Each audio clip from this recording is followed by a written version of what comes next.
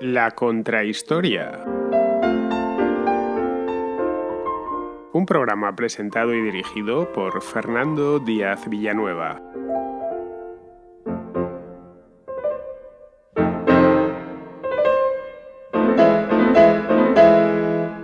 Vivió hace casi 1000 años, en la segunda mitad del siglo XI, en una época en la que los actuales España y Portugal estaban constituidas por una miríada, bastante grande, por cierto, y variada, de reinos cristianos y taifas musulmanas. Pero su leyenda ha llegado hasta nuestros días, junto a grandes monarcas de aquel entonces como Fernando III de Castilla, que ya tuvo su contrahistoria en su momento, Sancho VII de Navarra, Jaime I de Aragón o el califa cordobés Abderramán III. Es uno de los personajes históricos de la Edad Media española más conocido, más recordado y sobre todo más celebrado. Pocos son los que no han oído alguna vez en su vida hablar de Rodrigo Díaz, el Cid campeador de Vivar, un guerrero legendario cuya historia cabalga entre las brumas de la historia propiamente dicha y las del mito. A pesar del tiempo transcurrido, que son 1000 años, nada más y nada menos, es mucho lo que sabemos de él. La mayor parte gracias a dos obras, una crónica en latín, escrita a finales del siglo XII, llamada Historia Roderici, y un cantar de gesta compuesto en castellano antiguo en torno al año 1200, es decir, más o menos en la misma época, y que constituye el Cantar del Mío Cid, una de las obras fundamentales de la literatura occidental. Es de hecho la primera obra poética de tipo extenso de toda la literatura española. Bien, pues sobre esas dos fuentes principales se fue, con el tiempo, década tras década, siglo tras siglo, se fue construyendo la figura del Cid mítico, ese caballero por antonomasia, un tipo noble, esforzado e imbatible en el campo de batalla, de ahí lo de campeador. Pero tras esta imagen juglaresca de aquel guerrero que ganaba las batallas incluso después de muerto, hubo un Rodrigo Díaz real, una figura muy interesante desde el punto de vista histórico. Pues bien, hoy en la Contrahistoria vamos a meternos a fondo con ambos Cid, tanto el histórico como el legendario, con el que nos regaló la literatura a través del Cantar del Mío Cid, pero también con el que existió en el mundo, con el que pasó por este mundo. Lo vamos a hacer con todo un experto en la materia, una autoridad en la materia, con David Porrinas González, profesor de la Universidad de Extremadura y autor de El Cid, Historia y mito de un señor de la guerra. Su libro, que se ha convertido en un auténtico éxito, es una referencia ineludible en esta materia, ya digo, es un superventas en la sección de ensayo histórico. Así que sin perder ni un minuto más, vamos allá con el Cid.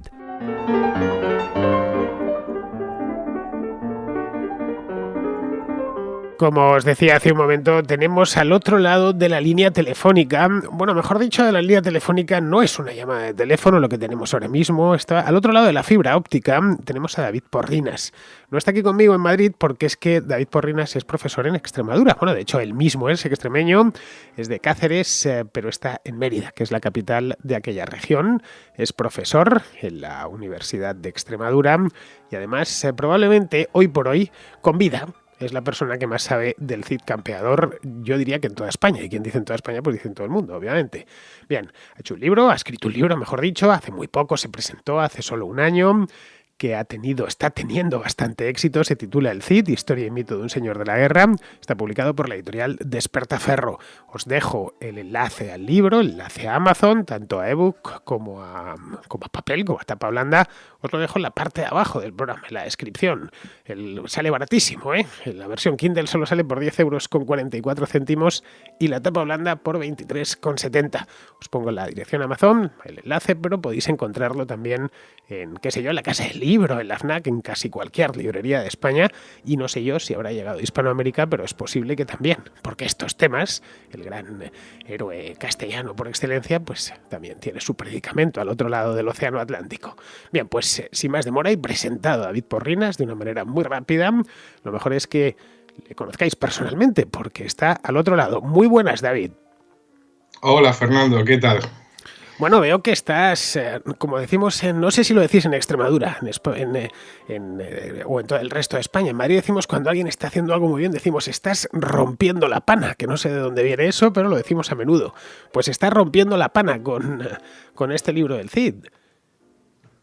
Bueno, la verdad es que yo estoy bastante sorprendido del éxito que está teniendo el libro, de de público y crítica, también por parte de los compañeros de profesión, de otros historiadores que me hacen comentarios muy positivos, y la verdad que yo no podía pensar en esto hace un año cuando presentamos el libro en Madrid, ¿no? En Marcial Pons, que fue donde hicimos esa primera presentación en diciembre del año pasado.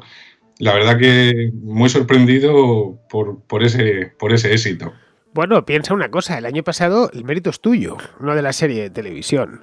El año pasado no se había estrenado todavía la serie del Cid, faltaba un año. La serie ha empezado estas mismas navidades y aunque se hablaba de ella, eso sí es cierto, aún todavía no había pasado por Amazon Prime Video y por lo tanto es que había cierto interés por el Cid que no estaba cubierto en el mercado editorial.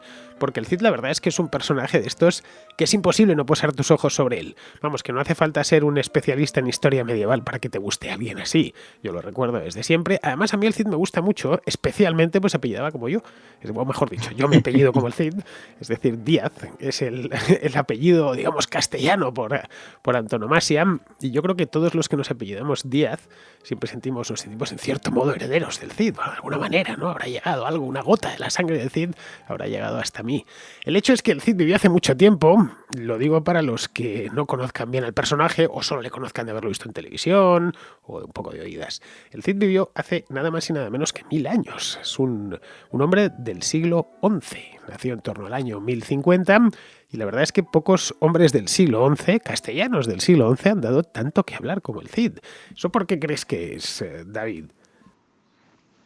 Bueno, pues es un personaje que a pesar de la época en la que nos movemos, donde la información no es demasiado abundante, sin embargo, sobre ese personaje en concreto sí tenemos bastantes fuentes en comparación con otros. Por ejemplo, tenemos más información sobre él que, por ejemplo, sobre Alfonso VI, ¿no? Que no es solo rey de un amplio territorio que él mismo amplía, es también emperador de León, con todo lo que ello implica. Y es curioso y es llamativo que Rodrigo Díaz sea el personaje con una mayor cobertura informativa. Bueno, Alfonso VI es contemporáneo de Rodrigo Díaz. Es contemporáneo y de hecho tuvieron relación, a veces amigable, a veces hostil, ¿no? Y bueno, pues llama mucho la atención que un rey que además tuvo un reinado bastante dilatado, bastante prolongado, pues no haya, por ejemplo, una crónica sobre su reinado. Y sin embargo sí hay una crónica sobre Rodrigo Díaz, ¿no?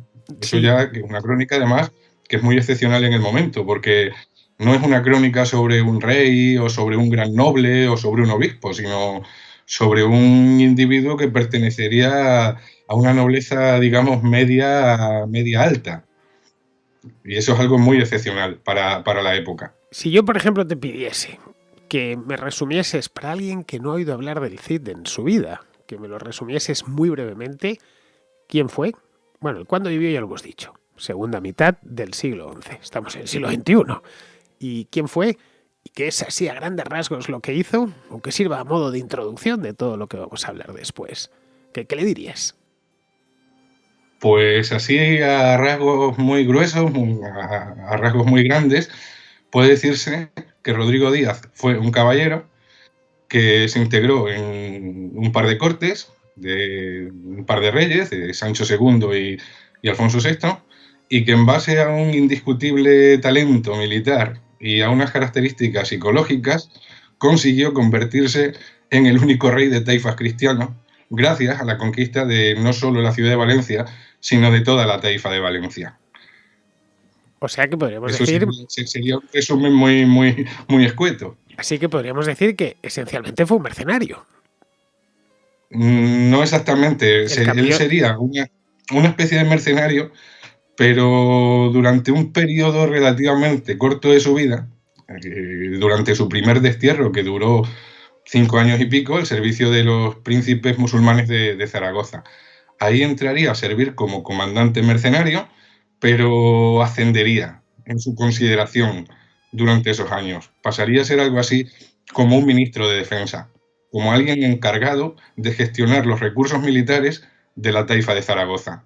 Entonces, bueno, sí, mercenario porque es alguien que está cobrando dinero por su servicio militar, pero un mercenario peculiar que acaba también convirtiéndose en eso, como una especie de visir en asuntos militares, de responsable de la organización militar y de la guerra dentro de un reino musulmán. Bueno, aquí habría que aclarar algunos puntos y la Edad Media es poco conocida porque está muy lejana. Muchas veces la documentación escasea bastante a menudo, como bien sabes. En el siglo XI escasea mucho más que en el siglo XIV. Y una parte, pues, si no te la tienes que inventar, tienes que hacer hipótesis continuamente. Es decir, que nos cuesta imaginar a los seres humanos del siglo XXI lo poco que se escribía en el siglo XI y lo poco que dejaron nuestros antepasados. Hay que estar continuamente a partir de muy pocos documentos que nos han llegado. A veces ni siquiera son originales, son copias de otros documentos, testimonios en piedra y a partir de ahí interpretar lo que pasó en aquellos 100 años. Concretamente, en la época de la que tratamos, la del Cid Campeador, que fueron los últimos 50 años, los segundos 50 años, la segunda parte del siglo XI.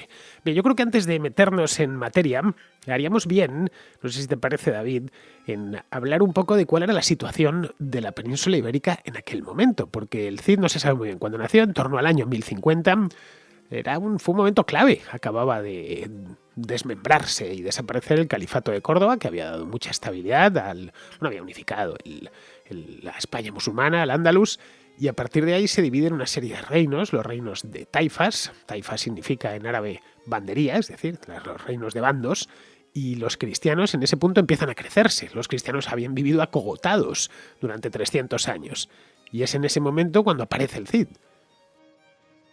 Sí, es un periodo muy interesante no solo de la historia peninsular, sino de toda la historia europea. Es por eso por lo que es necesario situar al personaje en ese contexto más amplio. Es un contexto de expansión de la cristiandad, como acabas de decir, en varios frentes, ¿no?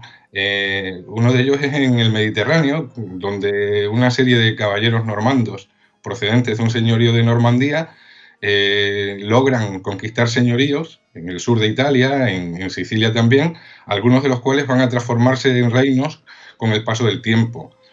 Es el momento también en el que se está preparando la cruzada, que va a desarrollarse ya a finales del siglo, con la predicación del Papa Urbano, y que va a ser otro nuevo frente de expansión cristiana frente a pueblos que no son cristianos. Y tenemos, por último, el foco británico, donde Guillermo, llamado el Conquistador por algunos, el Bastardo por otros, consigue conquistar ese archipiélago y, bueno, pues pasar también a la cristiandad, especialmente lo que es la isla de Inglaterra, ¿verdad? Se empieza a iniciar también otro proceso expansivo en lo que hoy es Alemania, Polonia, que será llamado Marcha hacia el Este y que será más espectacular a partir del siglo XII. En fin, un momento de mucho dinamismo cristiano que puede ser explicado por causas demográficas, económicas, climáticas, y que en la península ibérica papales, nos presenta... también por causas papales, es cuando el papado se refortalece. Sí, esto lo tuvimos ocasión de verlo aquí en la contrahistoria con Alberto Garín, no sé si lo recuerdan los contraescuchas, cuando hablábamos del románico, como el románico supone el despertar de la Europa occidental, empujado en buena medida por el refortalecimiento de la sede romana. Y empieza el románico, empieza a aparecerse Europa occidental, lo que sería posteriormente. Y es también esta misma época, claro, todo en el siglo XI. Eso nos está mostrando también una cierta homogeneidad eclesiástica que se da, como acabas de decir, por el fortalecimiento del papado a partir de los llamados papas gregorianos, ¿no? Correcto. Tenemos exponentes como Alejandro II o como Gregorio VII, ¿no? El gran papa reformista teocrático que va a intentar integrar toda la cristiandad en el llamado trono de San Pedro, ¿no? Situándose el papa como máxima autoridad moral, incluso política, de todo ese occidente cristiano, y ayudado por otro movimiento muy interesante que surge pues, a finales del siglo X y que es el movimiento cluniacense, que van incluso en ocasiones a rivalizar sus abades, los abades de Cluny, una abadía situada en Borgoña, van a rivalizar a veces con el poder de los papas, y es por eso por los que son llamados papas negros, por el color de su hábito y por el poder que acumulan. Es decir, que en cierto modo lo que le sucede al cristianismo occidental a lo largo del siglo XI es que se despereza después de, pues tranquilamente, 3 o 4 siglos en los que no ganaba para sustos, en lo que todo habían sido invasiones, inseguridad, que si los musulmanes, que si los vikingos, que si las invasiones eslavas desde el este, en fin, Ujú. que de pronto se acaban las invasiones, 500 años, medio milenio de invasiones y de inestabilidad absoluta, tras el final del mundo antiguo, y de pronto la Europa occidental se reencuentra consigo mismo. Y es cuando aparecen, no es casual, los héroes de gesta, como el Cid. Sí, sí, sí, cantares de gesta como, por ejemplo, la chanson de Roland, la canción de Roldán, que se desarrolla a lo largo del siglo XI.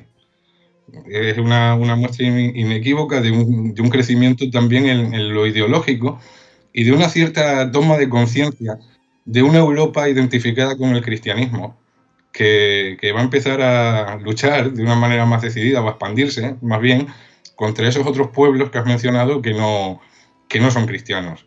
Esos musulmanes en el Mediterráneo y en la península, esos pueblos eslavos, esos magiares, esos vikingos que lanzan racias marítimas desde Escandinavia y desde Dinamarca, ¿no? Se pasa de esa situación de una relativa amenaza a una nueva fase de ese despertar de la cristiandad, como lo han llamado algunos historiadores, que es donde debemos situar pues, la trayectoria vital de Rodrigo Díaz, porque toda esa serie de cambios importantes se desarrollan a lo largo del siglo XI y especialmente en su segunda mitad, que es el arco cronológico que coincide con la existencia de Rodrigo Díaz, precisamente.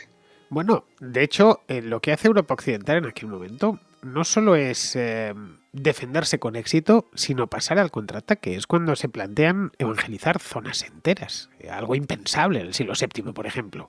Es decir, es cuando se empiezan a plantear la evangelización del Báltico, las cruzadas del norte que llegan después. Es cuando se Sí. plantean irse a Oriente Medio a recuperar la Tierra Santa y quitársela por las malas a los musulmanes. Es cuando la reconquista en la península ibérica se acelera y lo hace de una manera considerable, cuando se reconquista Toledo en tiempos del Cid, por cierto, en el año 1085. Es decir, que no solo pasa a estar mucho mejor y estabilizado, sino que además se expande de una manera decidida. Vamos, que el occidente posterior no sería explicable sin lo que sucedió en este siglo. No, desde luego, por eso se le considera un periodo axial, un periodo bisiacro, un periodo de cambio, ¿no? Por poner el caso de la península ibérica, es muy gráfico pensar que las fronteras de los reinos cristianos saltan desde el Duero al Tajo. Es mucho el territorio que hay entre esos dos ríos, ¿no? Siempre entendiendo en este momento la frontera no como una línea claramente definida, sino como un espacio de contacto, de intercambio y también de lucha, de guerra. Pues bien, asistimos en medio siglo a eso, especialmente durante el reinado de Alfonso VI, que el reino, el imperio leonés, donde se integra también ese reino de Castilla de reciente creación, da un salto pues desde el Valle del Ebro hasta el Valle del Tajo, llevando la frontera hacia ese espacio que se sitúa entre el Tajo y la Mancha, ¿no? En fin, es mucho territorio el que consigue avanzar esa cristiandad frente a unos musulmanes que se encuentran en una situación de cierta debilidad.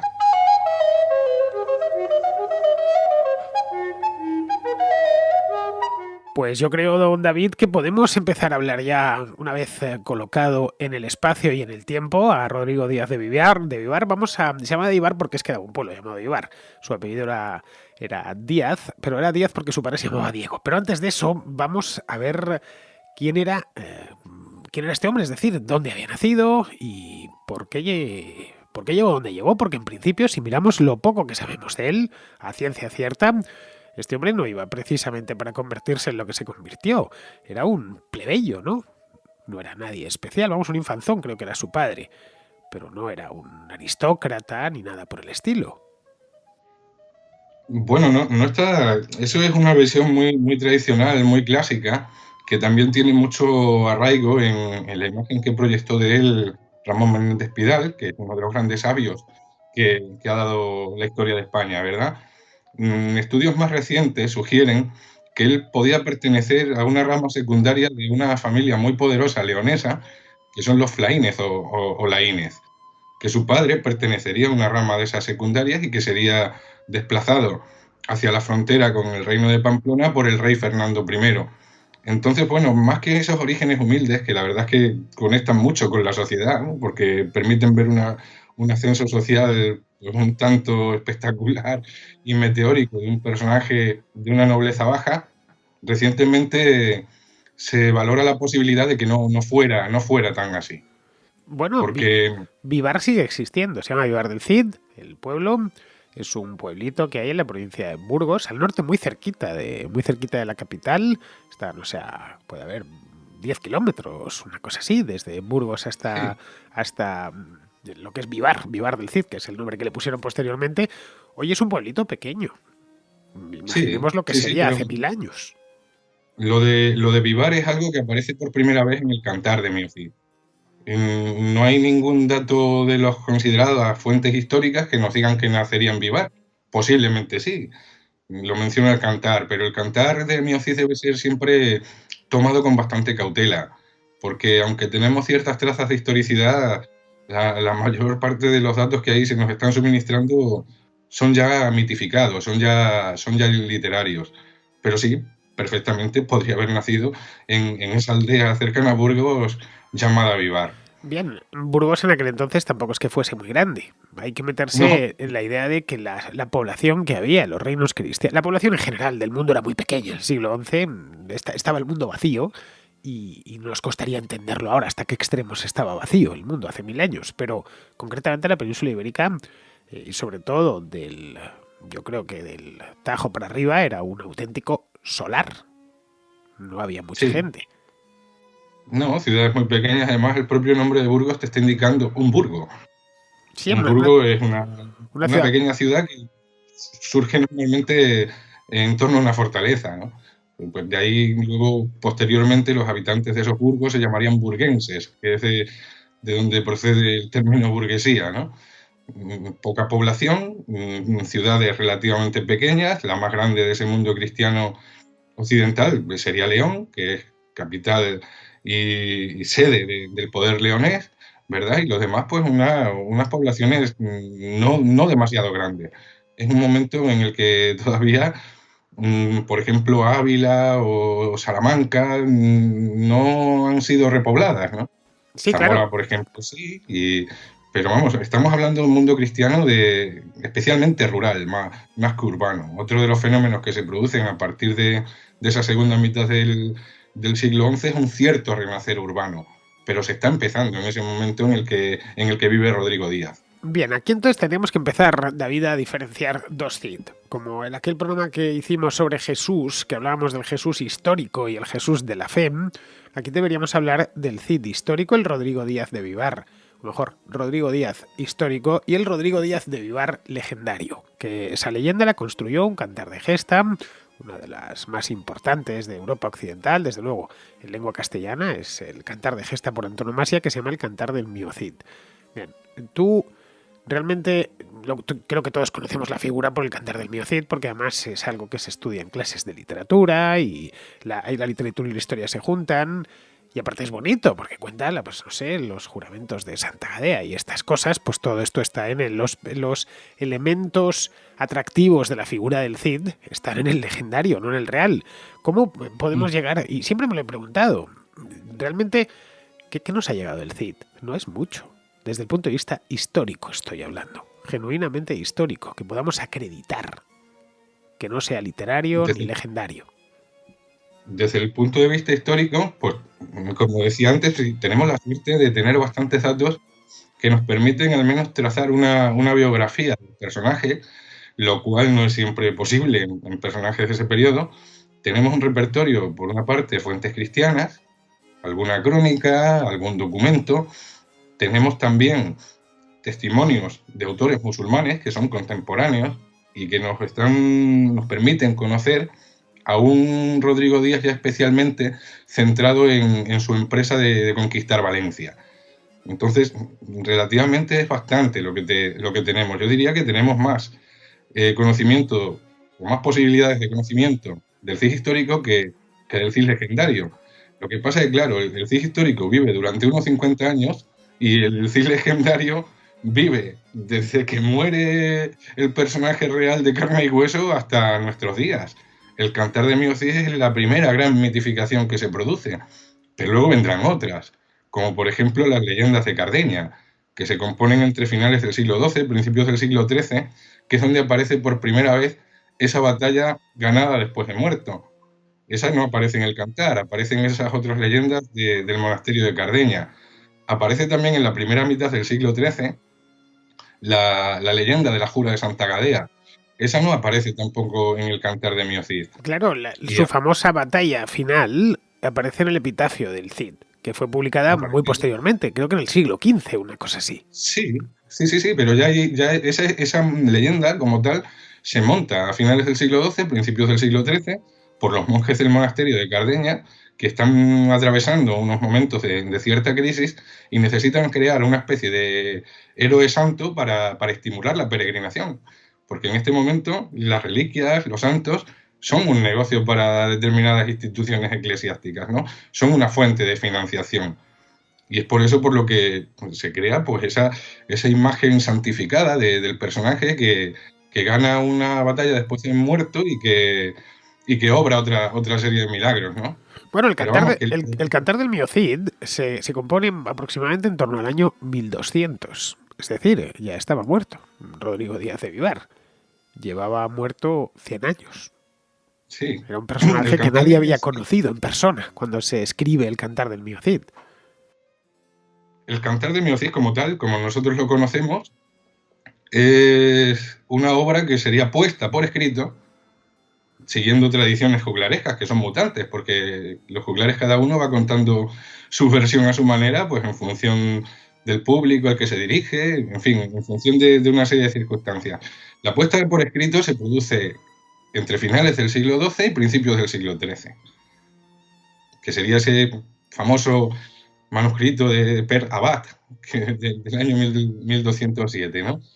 Pero lo que es como composición juglaresca, ese cantar habría venido desarrollándose pues posiblemente desde mediados del siglo XII, que es cuando aparece por primera vez esa mención a Mio Cid. En otro tipo de composición, que se llama Poema de Almería, es un poema que glorifica la conquista de Almería dentro de una cruzada dirigida por Alfonso VII, el emperador. Ese Mio Cid de ese poema de Almería, de mediados del siglo XII, pues ya de alguna forma nos está hablando de que el cantar o unas versiones primitivas del cantar podrían estar circulando en bocas de juglares. Y esa puesta por escrito pues ya se produciría, pues eso, finales del siglo XII, principios del siglo XIII, que es la que nosotros conocemos porque es la que quedó fijada por escrito. Bueno, luego tenemos dicen que, claro, evidentemente nos movemos en un entorno de puras sombras y brumas de la historia. Antes del Cantar del Mio Cid hay otro documento importante que es la historia de Roderici, es decir, la historia de Rodrigo, ¿no? O de Rodríguez, mejor dicho, que es...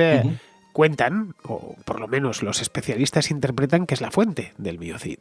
Es decir, que tendremos una crónica. Esto ya no es un poema épico ni un cantar de gesta. Hay ciertas conexiones, cierto, y hay algunos autores, como por ejemplo Irene Zaderenko, que ha detectado esas conexiones, ¿no? Entre lo que sería esa historia Roderici, que es un texto cronístico, una especie de biografía de Rodrigo Díaz, y ese Cantar de Mio Cid. Pero, sin embargo, en la historia Roderici apreciamos lo que podríamos llamar actualidad, como alguien muy conocedor del personaje y del tiempo en el que ha vivido. Es un texto complejo y es un texto cuyo manuscrito, o sea, cuya versión que nosotros conocemos también se desarrolla a finales del siglo XII, en concreto hacia el año 1186, según estudios muy minuciosos del profesor Alberto Montaner, ¿no? Eso tiene una serie de problemáticas, y es que se le han podido sumar añadidos, pero aún así podemos encontrar trazas de relativa cotidianidad, de relativa cercanía al personaje histórico. Es otro tipo de composición, es una gesta, es una crónica, no es un poema épico. Está escrita en latín, mientras que el Cantar del Mio Cid está escrito en castellano. un castellano Ujú. muy arcaico en comparación con el nuestro. De hecho, nos cuesta un poco entenderlo cuando lo leemos y requiere hacerlo con bastante... No os voy a leer nada del Cantar del Mío Cid original porque no sabría ni pronunciarlo bien, pero vamos, cualquier hablante de castellano medianamente culto e instruido puede entender aproximadamente, quizá le falte alguna palabra o algún giro, pero está escrito en la lengua, el Cantar del Mío Cid, que se hablaba entonces, en román Sí, paladino, vamos, mientras que el llamado romance, ¿no? Que Sí, sería el castellano primitivo, cuyas primeras manifestaciones marginales las encontramos en las llamadas glosas, que son anotaciones en los márgenes de manuscritos en latín, interpretadas en ocasiones como apuntes que tomaban los novicios para aprender latín. pero El latín era la historia Roderici está escrita en latín está escrita medieval, en vamos. latín, como todo, hasta principios del siglo XIII, ¿verdad? Antes del Cantar de Mío Cid, el único texto en ese romance es el Tratado de Cabreros, ¿no? Que es de principios del siglo XII. Entonces nos encontramos ante la primera gran obra literaria, incluso cronística, escrita en romance.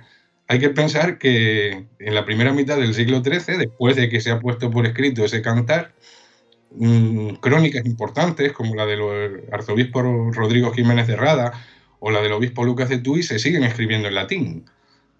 Habrá que esperar al reinado de Alfonso X, el Sabio, ya en la segunda mitad del siglo XIII, para que esas crónicas históricas se escriban en ese romance también, ¿no? Que ya empieza más a generalizarse y el latín quedando más como una lengua todavía más culta de lo que era hasta ese momento. Y que el Cantar del Estamos Mío, en los pero que el Cantar del Mío Cid haya sido escrito en castellano nos informa de algo importante. Y es que se cantaba ya en castellano. Porque es esencialmente Claro, un porque cantar de gesta, como bien decías, que ya cantaban seguramente los juglares y al final se terminó fijando una versión.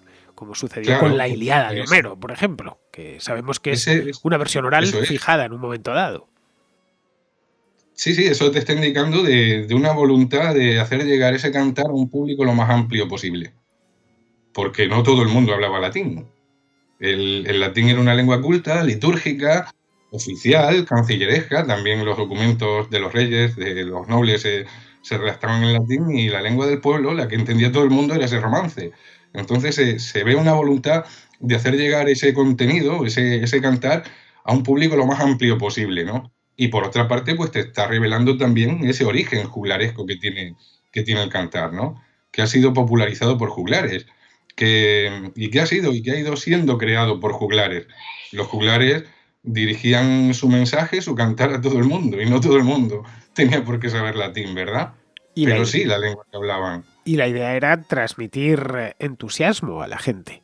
Fijaos Sí, sí, sí. que podemos seguir avanzando, que tenemos héroes, hemos tenido héroes cerca de nosotros, gente salida del pueblo, que casi cualquier Sí, castellano puede, pues, vamos, que no eres un personaje divino, que cualquier castellano puede, ni tiene superpoderes, puede llegar a hacer lo mismo. Eran personajes, a fin de cuentas es un personaje ejemplar.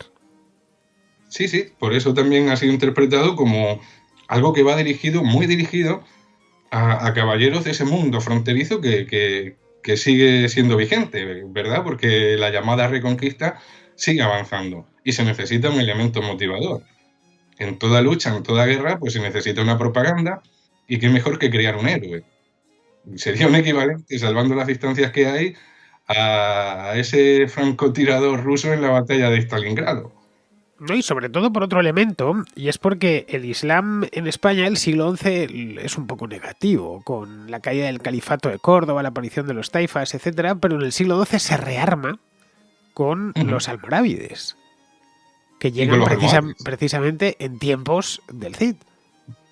Y con los almohades. Y los almorávides Precisamente. llegan posteriormente, pero vamos, al principio empieza a rearmarse, vamos, que se defienden en una palabra, que frente a la Sí, sí. ofensiva castellana hay una contraofensiva musulmana. Y por eso se crean grandes arquetipos de héroe que lucha contra los musulmanes, como el propio Rodrigo Díaz, pero también como Álvar Fáñez, que es el gran defensor histórico de Toledo. Y es por eso por lo que también acaba dándosele categoría de héroe épico y el gran compañero del campeador del cantar, cuando históricamente se sabe que vivieron vidas separadas y que cada uno se encargó de una cosa. Es un conflicto que contra los musulmanes, es un conflicto que es también ideológico, que es en algunos casos también social, y se necesitan modelos. Se necesitan modelos de caballería en los cuales puedan inspirarse los caballeros que continúan participando en guerras contra los musulmanes, ¿no? Es un momento, el del siglo XII, del gran desarrollo de la idea y práctica de la cruzada, ¿verdad? Y de contraofensiva ideológica también de la cristiandad hacia un Islam que está también luchando y rearmándose ideológicamente en esa idea de yihad que transportan movimientos, imperios como el almorávide y como el almohade.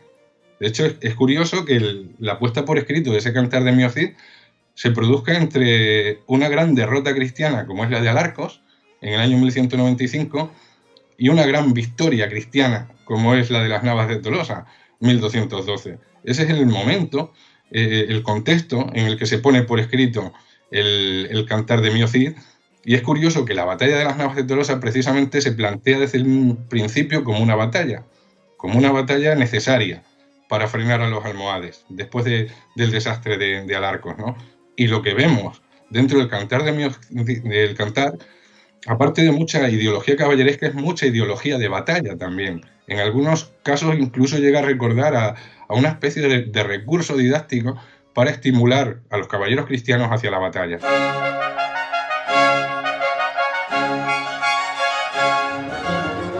De cualquier manera, David, sin el Cantar del Mio Cid, hoy no estaríamos hablando del Cid. Yo creo que en eso estarás de acuerdo conmigo. Es al final la literatura la que hizo el personaje. Seguramente, imagínate que esto se hubiera quedado solo con la historia de Roderici, que un personaje medieval más o menos importante, un caballero castellano del siglo XI, los medievalistas lo conoceríais, algunos aficionados a la historia se hablaría de él, pero no se hubiera convertido en lo que se convirtió.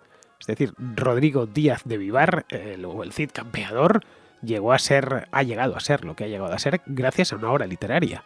Y claro, al final han terminado pegados tanto el Cid literario, el Cid legendario y el histórico, que lo que cuesta es despegarlos.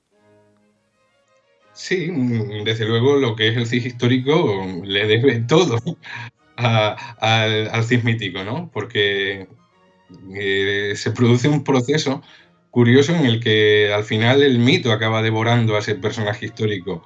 Ciertamente hubiera sido un personaje histórico interesante, del que tenemos información, pero lo que le dio amplitud y lo que hizo que la gente se interesara por él ha sido ese Cid mítico que empieza a crearse pues poco después de la muerte del propio Rodrigo Díaz y que llega hasta nuestra más inmediata actualidad. Tenemos ahora mismo funcionando una serie, ¿no?, sobre ese personaje. Y el interés es muy grande por el personaje porque es muy atractivo ese Cid legendario, ese Cid mítico. Bueno, tu libro se llama El Cid y el subtítulo del libro es Historia y mito de un señor de la guerra. Cuando se habla de señor de la guerra en nuestro tiempo, en sí el término tiene connotaciones negativas. A la vista está, pensamos en un señor de la guerra en Somalia o en Afganistán. Pero señores de la guerra en la Edad Media hubo muchos. De hecho, era un oficio, como cualquier otro, el oficio de las armas. Señores de la guerra, pero vamos, no solo en España, sino en Francia, en prácticamente pues todo el mundo, incluido Oriente también. Bien, cuando tú dices el mito de un señor de la guerra, cuando hablas de señor de la guerra, un señor de la guerra, en esencia de los que abundaban en aquel entonces en la península ibérica. Estaba llena de señores de la guerra. Sí, cada noble con su mesnada no dejaba de ser un señor de la guerra. La originalidad de Rodrigo Díaz es que es un señor de la guerra autónomo, que no sirve a ningún poder, que se sirve a sí mismo, gracias a que consigue articular un ejército propio, permanente y profesional, en una época en la que no hay ejércitos permanentes ni profesionales, son ejércitos feudales, temporales, heterogéneos.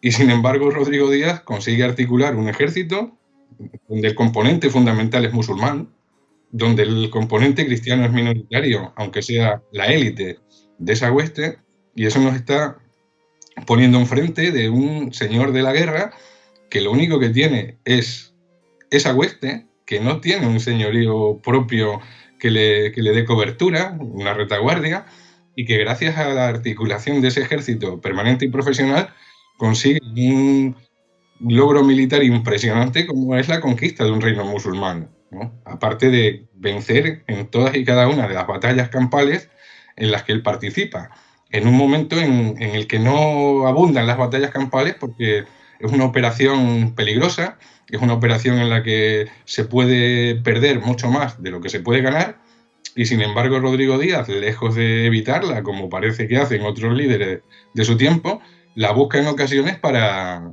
conseguir sus objetivos, ¿no? Mostrando además con una gran destreza estratégica y táctica también. Por eso sí, hay muchos señores de la guerra, pero en el caso peninsular ninguno se puede comparar a Rodrigo Díaz. Bueno, esto que nos cuentas de que era un guerrero autónomo, un señor de la guerra autónomo con su propia mesnada, digamos casi como esas agencias de seguridad que van a las guerras, no sé, Blackwater y estas cosas, ¿no? Que llegan ahí unos tipos con su chaleco antibalas, que son como castillos, y se dedican a resolver problemas a los ejércitos profesionales, o por lo menos a hacer ciertas cosas para las que el ejército estadounidense, por ejemplo, no se quiere meter. Que estas agencias de seguridad, por cierto, pues disfrutan de muy buena salud, por lo menos financiera. En este caso, lo que tendríamos es algo similar, vamos, lo que viene siendo un mercenario, pero esto rompería con, por lo menos es una mala noticia para los que leen el CIT en clave patriótica. Es decir, un castellano que sirve a la taifa musulmana de Zaragoza, concretamente. Uh-huh. Esto, y que luego se sirve a sí mismo. Bueno, que básicamente se está sirviendo a sí mismo siempre. Sí, él conquista el reino de Valencia, lo conquista para Castilla, para el rey Alfonso VI, pero se lo queda. Es que él no lo conquista en nombre de Alfonso VI, porque él en ese momento no es vasallo de Alfonso VI. Él es dueño de su propio destino, por eso es autónomo, por eso es un señor de la guerra independiente. Y eso le permite a él convertirse en príncipe de Valencia. Si él hubiera actuado en el nombre de Alfonso VI, esa conquista hubiera pasado al señorío de Alfonso VI. Y sin embargo no pasa al señorío de Alfonso VI. Él lo gobierna como príncipe. Él había prestado vasallaje a Alfonso VI. Sí, pero en ese momento estaba desnaturalizado, porque había sido desterrado por segunda vez. La reconciliación vendrá después, pero no el vasallaje. O sea que... En el momento en el que conquista Valencia, la relación cambia. Hemos pasado a otro escenario. Ya se ha convertido en señor de su propio señorío. Y ya pues lo que si pueden establecer es alianzas. Pero él gobierna en su nombre dentro de Valencia, no en el nombre de Alfonso VI. Eso es otra de las grandes distorsiones que se han producido, ¿no? Que pareciera como si Rodrigo Díaz había conquistado Valencia para su señor, y no es así, porque en esos momentos el señor de Rodrigo Díaz era precisamente Rodrigo Díaz. Por eso decía que es un señor de la guerra independiente y completamente autónomo. Es decir, que podría haber montado casa dinástica propia, en el caso de haber sobrevivido, de haber retenido Valencia. Esa fue su intención, precisamente. Lo que pasa es que le vino la muerte y la desgracia de haber perdido a su único heredero varón, lo cual complicaba mucho la situación, porque vivimos en una época en la que las experiencias de gobierno femenino no existen. Es muy difícil que gobierne una mujer. Lo hace Jimena durante 3 años como señora de pleno derecho de Valencia. Pero lo único que le quedan al matrimonio después de la muerte de su hijo Diego en la batalla de Consuegra son 2 hijas que procuran casar de la mejor manera posible, con un conde de Barcelona una, con un príncipe navarro otra, e iniciar una especie de vasallaje con el Papa para que otorgue legitimidad a su señorío. Señorío que es propio, que es independiente de cualquier poder, y que es independiente de Alfonso VI también. Sí, que es independiente y que además cuenta con el apoyo de musulmanes. Porque son los propios musulmanes los que le apoyan contra, o algunos de ellos, por lo menos, contra la llegada de los almorávides, a los que ven como una amenaza. Bueno, lo que le pasó al rey moro de Sevilla, caray. Sí, cuando entraron los almorávides. Porque lo que entran los almorávides es que ya entran a invadir a sus propios hermanos de fe y a meterlos en cintura. Aparte de luchar contra los cristianos del norte, que se estaban poniendo bravos, lo primero que hacen es esta locura se ha acabado, este jaleo se ha acabado ya. Lleváis 50 años de desastre absoluto desde que ha caído el califato de Córdoba y os estáis matando entre vosotros, estos cristianos arriscados del norte os están comiendo terreno y además lleváis un tipo de vida un tanto muelle. Los almorávides fueron una amenaza básicamente para los moros locales. Y son esos mismos moros locales los que apoyan al Cid, por lo menos en Levante. Fueron una amenaza y fueron el fin definitivo del califato. Porque, bueno, ellos fueron realmente llamados por algunos de esos reyes taifas, especialmente a partir de la caída de Toledo. La caída de Toledo, esa ciudad tan importante en lo estratégico, está situada en el centro de la península, ¿verdad? Pero también en lo simbólico. Había sido la capital del reino visigodo, ese que pretendían restaurar o recuperar. No existe el concepto no existe la palabra reconquista, pero sí existe la ideología de reconquista, nociones de reconquista. Los almorávides van a poner fin al periodo de las taifas. Y Rodrigo Díaz en Valencia, antes de conquistar la ciudad y aún después, lo que tiene es un ejército.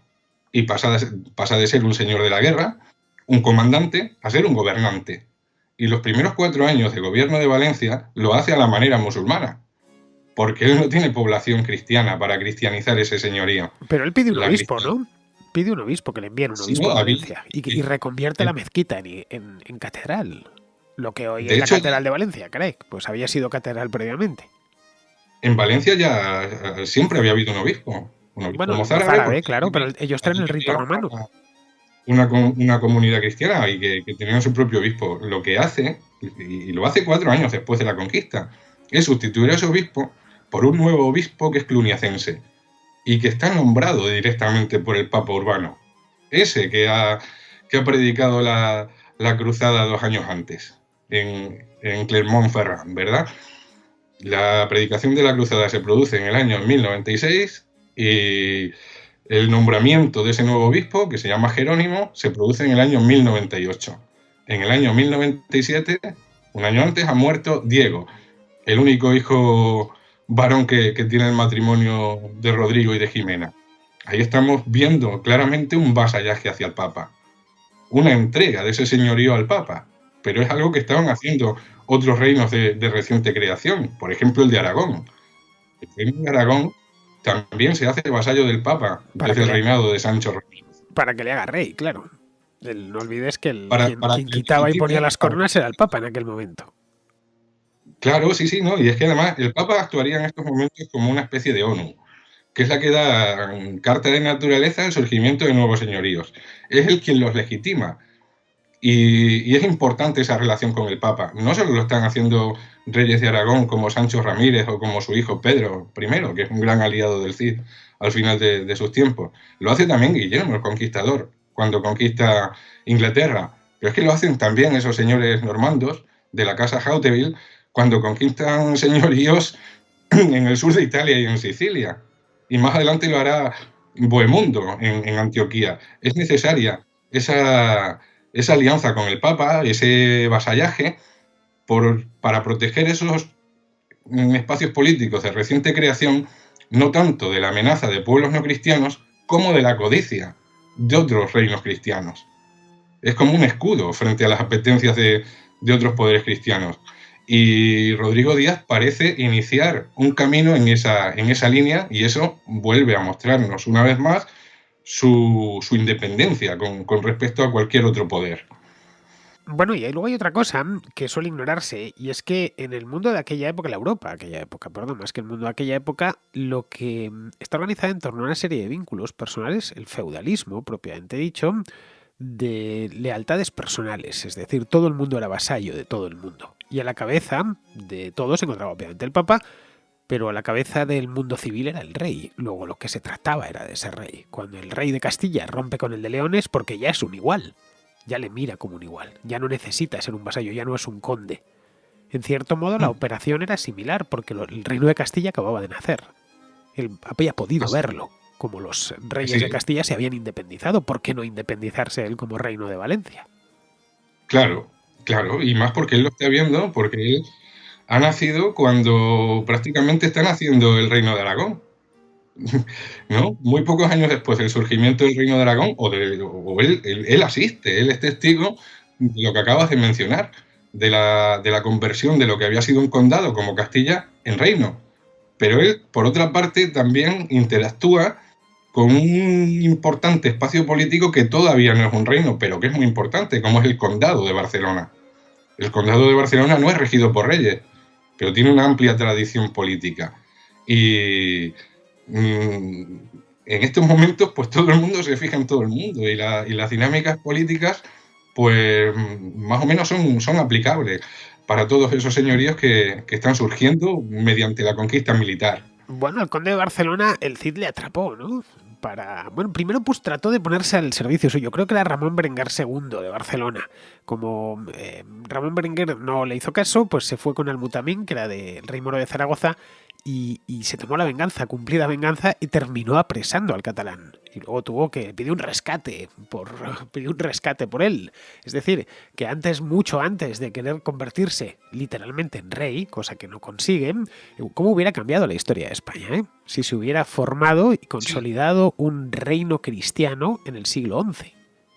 Sí, Piénsalo en Valencia. sí. Es decir, estamos hablando siglo y medio antes de que Jaime I de Aragón descendiese desde el norte, desde Aragón y Cataluña, e integrase lo que luego se convirtió ya en el reino de Valencia, en un reino cristiano. Es decir, hubiera sido un cambio sustancial. No hubiéramos hablado de los reinos del norte como Castilla, León, Navarra, Aragón y los condados catalanes, sino que desde tan temprano hubiéramos tenido que hablar ya de otro reino cristiano en Valencia, nacido desde abajo. Es decir, no reconquistado por otro reino grande. Sí, no, hay que pensar que si él hubiera conseguido consolidar esa dinastía, como parece que era su idea, como era la idea de todos aquellos conquistadores como él, que ya digo que hay otros casos en el Mediterráneo y también en las Islas Británicas, ¿no? Si él hubiera consolidado una dinastía, pues hay que pensar que taifas como la de Zaragoza, Lérida y Albarracín hubieran quedado embolsadas. Sí. Bueno, no hubieran tardado en caer. Cayeron mucho más tarde. Zaragoza estaba demasiado al norte. Pero vamos, esto hubiera supuesto. Entramos ya en el terreno de la historia contrafactual. Aviso. Vamos a encender la luz, ting, ting, ting, para que lo sepan. Nada de esto ha pasado, pero podría haber pasado en algún curso de los acontecimientos. Es decir, la ciudad de Valencia, ciudad importantísima, la tercera ciudad más importante de España, aparte de una ciudad bien bonita, se hubiera convertido en una ciudad conquistadora y no reconquistada. A fin de cuentas, a Valencia le pasa lo que a Sevilla, es una ciudad reconquistada, es uno de los grandes botines de la Reconquista, como junto al Valle del Guadalquivir. En este momento, si llega a convertirse en reino propio, reino de Valencia, fundado por un castellano en el siglo XI, quién sabe si Murcia, quién sabe si Andalucía, quién sabe si lo que es hoy La Mancha lo hubiese reconquistado Valencia y no Castilla. Es decir, que el impulso reconquistador no hubiese llegado desde Burgos, sino desde Valencia. Estaríamos hablando de una España completamente distinta. Esos reinos se caracterizan por su carácter expansivo. O sea, y tienen esa necesidad de expansión, entre otros motivos, porque la fuerza que tienen esos reinos es la fuerza feudal, que necesitan ampliar territorios para saciar la codicia de las casas nobiliarias, que son, al fin y al cabo, quien conforman los ejércitos de ese momento. Es una clave muy importante. Esa violencia que genera un modelo feudal en el que el guerrero, el caballero, está ocupando una cúspide social y que necesita señoríos y ampliar sus territorios y formar casas nobiliarias, ¿no? Pues posiblemente, si se consolida ese principado como reino, pues hubiera iniciado una expansión hacia el sur, como estaban haciendo el resto de principados y de reinos cristianos del momento. ¿Quién sabe? A lo mejor también hacia las Baleares. Claro, las propias Islas Baleares quedan más cerca de Valencia que de Cataluña, no olvidemos. Desde Denia hasta Ibiza, hombre, no digo que se puede ir nadando, pero que es bueno, si uno quiere pasar a las Baleares desde la península es el trayecto más corto.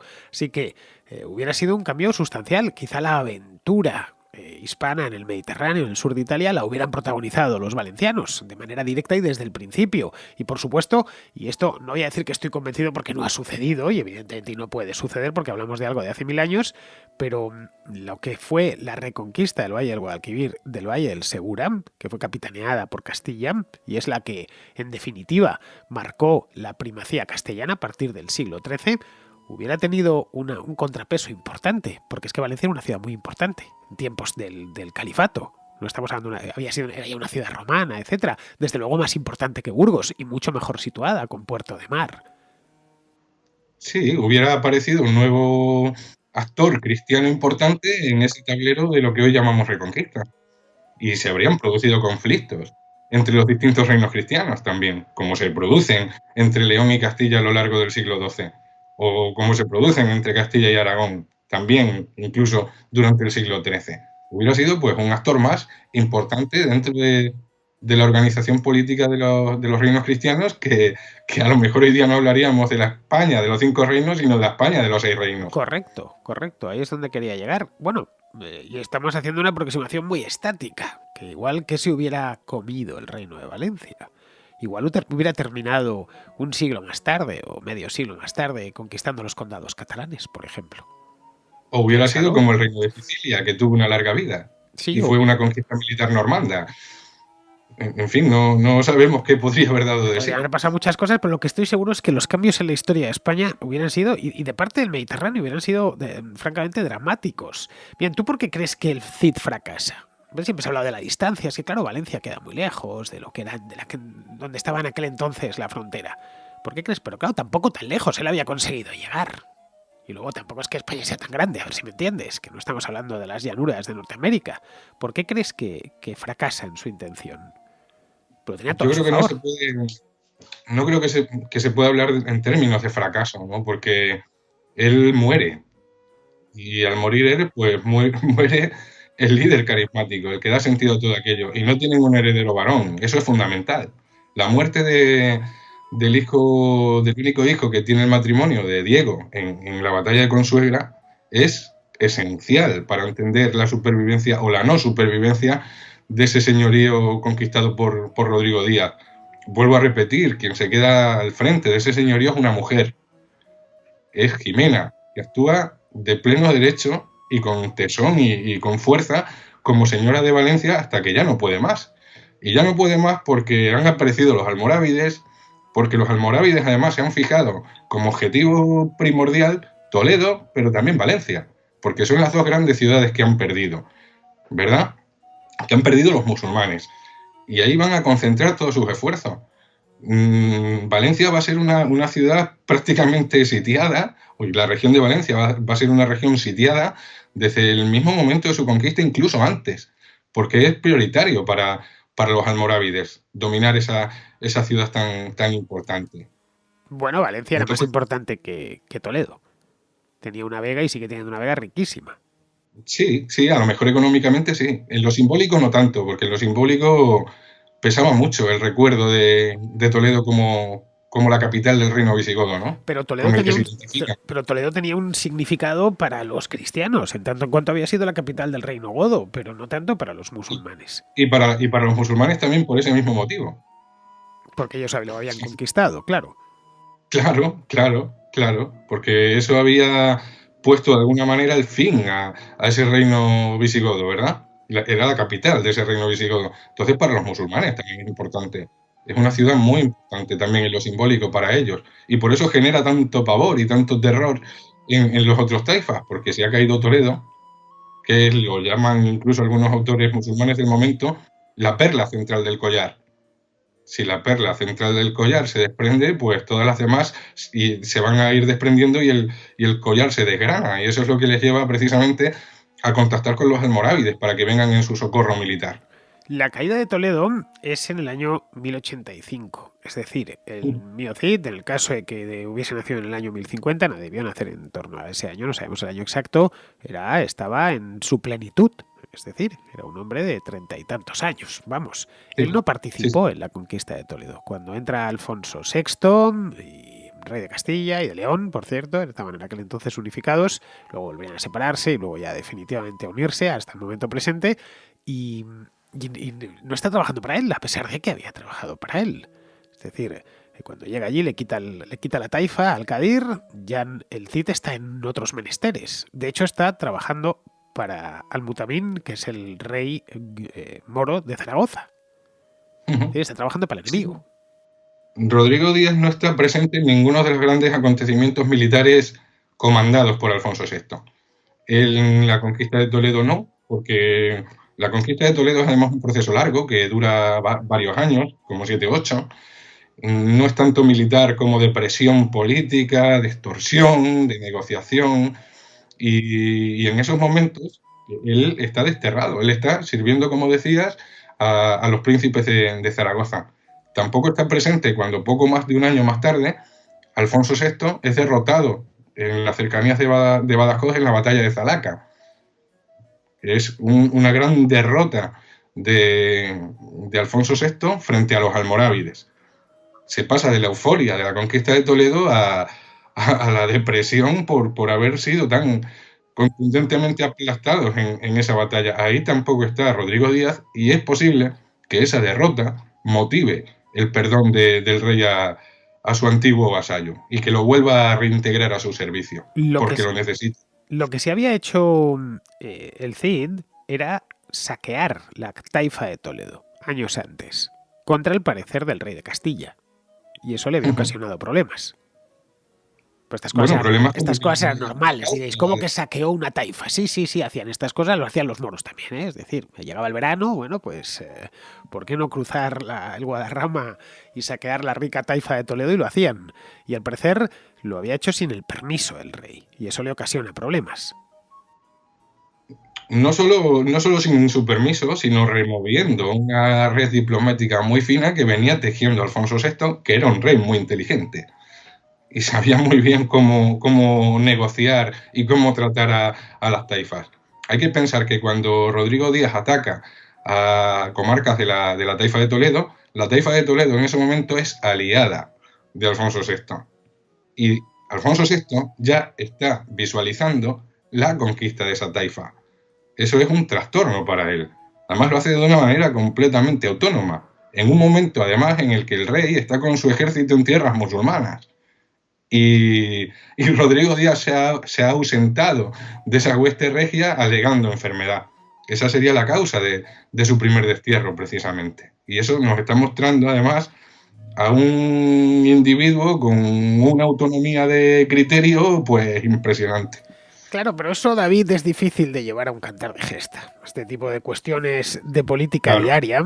Y claro, se tuvieron que sacarse de la manga lo de los juramentos de Santa Gadea, que está muy bien, todo hay que decirlo. Sobre todo en la versión, no tanto la del mío Cid, que es un tanto compleja de leer, sino en la versión de que luego que nos hizo Machado siglos más tarde, cuando le destierra, ¿no? Ya sabes, aquello de el ciego sol, la sed y la fatiga por la terrible estepa castellana al destierro, con 12 de los suyos, y aquí viene lo bueno, polvo, sudor y hierro, el Cid cabalga. No me digas, creo que todos los españoles nos conocemos estos versos. Esto lo compuso Manuel Machado en el siglo XX, ¿eh? No estamos hablando ni siquiera de la Edad Media. Pero vamos, que en el mío Cid sí encontramos una cosa más noble. Es decir, Alfonso VI había hecho matar a su hermano, Sancho, a las puertas de Zamora, valiéndose de Bellido Dolfos. Esta es la leyenda, insisto. Y sospecha el Cid de que hay gato encerrado porque le había sido, bueno, y le debía una lealtad tremenda y vasallaje al propio Sancho, y le hace jurar, bueno, sobre un cerrojo de hierro y una ballesta de palo, le hace jurar que no ha matado a su hermano. Este es el juramento de Santa Gadea. ¿Este juramento es histórico o es simplemente pues la creación de un juglar? No es histórico y es ciertamente imposible en un momento como el de la época del Cid, ¿no? Es el de la Jura de Santa Gadea, es un mito, es una leyenda que surge, o que tenemos su primer testimonio en una crónica de un cronista eclesiástico que se llama Lucas de Tuy, que escribe su crónica hacia el año 1237-1238. Ahí aparece por primera vez mencionada esa Jura de Santa Gadea, que va a ser repetida por otros autores posteriores, por otros cronistas posteriores, y que va a ser integrada en la primera historia de España, que se escribe además en romance, que es la historia de España de Alfonso X. Ahí se va a introducir como una parte de la historia del Cid, al igual que se introduce como parte de la historia del Cid fragmentos del Cantar de mío Cid, que son prosificados y que son integrados dentro de una trayectoria, dentro de una historia sobre el Cid. Y bueno, a partir del siglo XIV, los romances como el que acabas de mencionar, el romancero ocidiano, que le va a dar ya una amplificación y una cobertura que lo va a consolidar plenamente hasta tal punto que es una escena de las principales en la película de Anthony Mann. Efectivamente. Donde también aparece esa jura de Santa Gadea. Gran película, por cierto, ¿eh? Sí, pero vamos, histórico no, porque es imposible. En ese momento en el que vive el Cid es imposible que un vasallo hiciera jurar a su rey en público. Sí, de esa manera. Bueno, una iglesia, concretamente la iglesia de Santa Gadea, porque no es Santa Gadea no es un pueblo. Santa Gadea es una iglesia de la ciudad de Burgos. Creo que se llama Santa Águeda, Santa Águeda de la Jura, es como la llaman. Que es bien bonita, por cierto. Que es bien bonita, por cierto, es gótica. Cuando la gente llega allí y dice, aquí estuvo el Cid, hizo jurar a Alfonso VI. No, el Cid no vio esto porque esto es un edificio gótico de 2 siglos más tarde. Sí, debía ser de otra manera. Está muy céntrica la iglesia de Santa Gadea en el centro de Burgos, vamos, cerquita del río Arlanzón. Lo digo no muy lejos del Arco de Santa María, lo digo por si vais a Burgos. Burgos, por cierto, es una de las joyas de toda España. Bueno, una ciudad preciosa. Eso es una maravilla.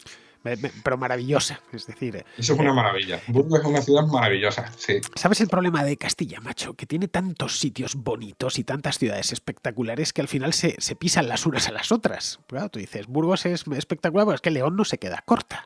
No digamos Segovia. Sí, cada uno tiene su propio encanto, ¿no? O Ávila, ¿no? Va diciendo, bueno, es lo que es la comunidad autónoma de Castilla y León tiene un patrimonio. Zamora, no digamos.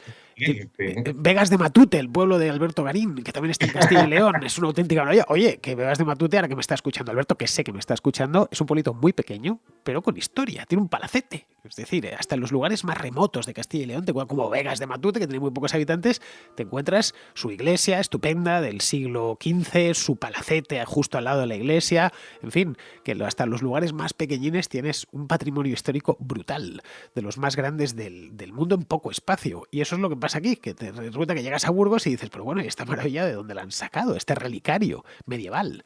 Y ahí es donde está la iglesia esta de Santa Gadea, donde supuestamente la iglesia de Santa Águeda, que es como se llama así actualmente, es donde supuestamente se celebraron estas juras. Que vale, David, estarás conmigo en que no son históricas, pero están muy bien.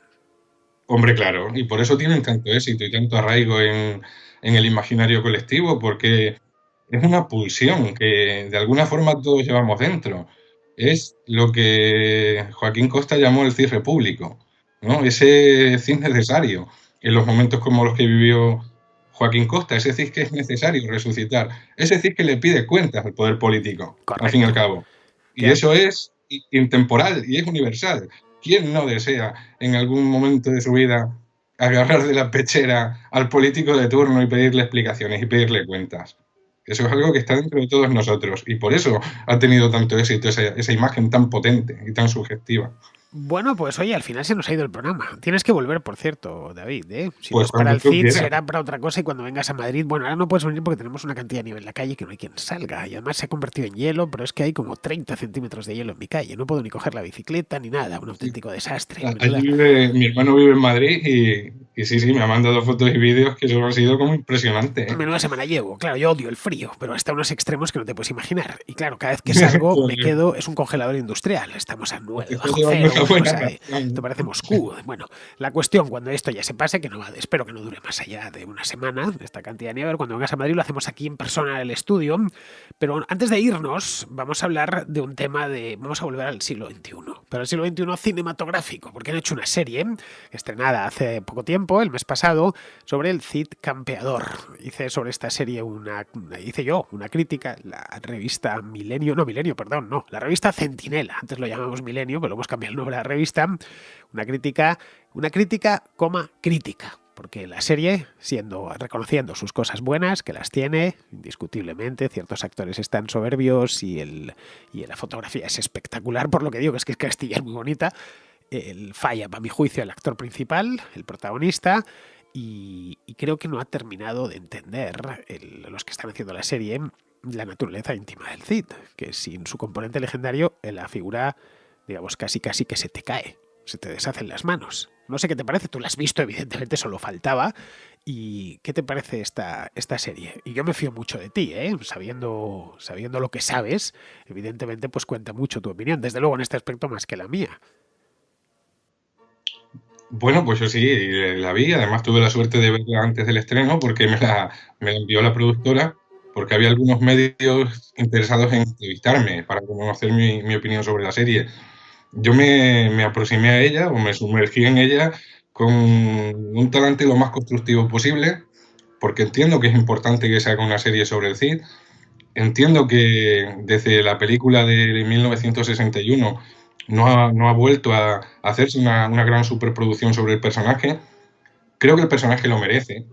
Y creo que el personaje también merece liberarse un tanto de las vestiduras legendarias con las que se ha ido adornando y vistiendo a lo largo de tantos siglos, ¿verdad? En ese sentido, yo creo que la serie está muy bien porque nos está presentando un Cid histórico, y el Cid histórico es muy interesante. Aquí no hemos tenido tampoco tiempo ni ocasión de profundizar en ese personaje tan talentoso en lo político, en lo militar, que consigue logros al alcance de muy pocos y que eso justifica que luego se acabe convirtiendo en mito. A mí el actor me ha gustado. Entiendo que es una primera temporada que es como de presentación de un contexto muy complejo, donde hay varios reinos, donde hay distintos personajes, donde hay distintas relaciones entre esos reinos, tanto cristianos como musulmanes, y eso era necesario presentarlo. Bueno, vamos a hacer una cosa, David, porque es que estamos en la contrahistoria. Yo para cine tengo otra contra, que se llama el contraplano, ¿vale? Y no quiero no quiero canibalizar un espacio con el otro. Vamos a hacer una cosa. Voy a hacer un especial del contraplano sobre la serie del Cid, que además es una serie que no solo se puede ver en España, sino también allá donde existe Amazon Prime Video. Si estáis, que sé yo, en México, o en Colombia, o en Argentina, también podéis verla. Así que, como se puede ver La Casa de Papel, qué sé yo, ahora lo bueno de estas plataformas es que uno puede verlo en cualquier rincón del mundo. Entonces, tengo además algunas cositas, algunas llamadas de notas de voz de contraescuchas que me han dejado. Quiero hacer de hecho un especial sobre esta serie. ¿Qué te parece participar en este especial sobre el contraplano del Cid? A ver si lo hago, si no es este mes, será el próximo. Pues yo encantado cuando quieras, porque ya te digo que tuve que ver la serie con cierta intensidad para poder aprender, para poder criticar. Y bueno, pues tengo muchas notas sobre ella, ¿no? Vale, pues quedamos en encantado de poder hablar de la serie, claro. Quedas emplazado. Nos va a permitir también hablar del Cid histórico. Sí, porque claro, lo que estamos viendo hasta ahora es un Cid histórico. Vale, bueno, pues quedas emplazado para eso. Entre tanto, nosotros ya nos vamos a ir porque el programa pues se nos está alargando. Ya sabéis que la contrahistoria dura lo que dura. Espero que os haya gustado este episodio especial que hemos hecho sobre el Cid, un tema que me habíais pedido en muchas ocasiones, que por unas cosas y otras pues lo tenía siempre ahí en la agenda, ¿no? Los temas pendientes, pero no lo había hecho, y ya cuando salió la serie el mes pasado dije, ya lo tengo que hacer sí o sí. Y Javier Rubio de Academia Play me recomendó a David Porrinas. Y ha sido pues como todo lo que recomienda Javier, ha sido todo un acierto, porque me ha encantado hablar contigo durante esta hora larga que hemos estado aquí charlando sobre el Cid. Y bueno, esto es la primera vez que viene a la contra, David, que va a venir más veces, os lo digo ya, porque a mí, por lo menos a mí, me ha encantado. Así que muchísimas gracias, David, por acompañarnos hoy. Bueno, pues muchas gracias, querido Fernando, porque como te he comentado en otras ocasiones, llevo años escuchándote. Soy un contraescucha habitual de tus programas, y para mí ha sido un verdadero honor que me hayas abierto las puertas de un programa tan interesante y tan necesario como el que tú haces. Así es que de verdad que te lo agradezco de corazón. Pues nada, gracias a ti, y entre tanto ya sí que nos vamos, ya no quiero alargar más el programa, ya sabéis que aprecio mucho vuestro tiempo. Con esto me despido de vosotros, pues hasta mañana, que mañana creo que tenemos contraportada, no aquí, sino en la Contracrónica, no lo olvidéis, cambiad, si estáis en iVoox, cambiad de canal. Pues eso mismo, hasta mañana, amigos.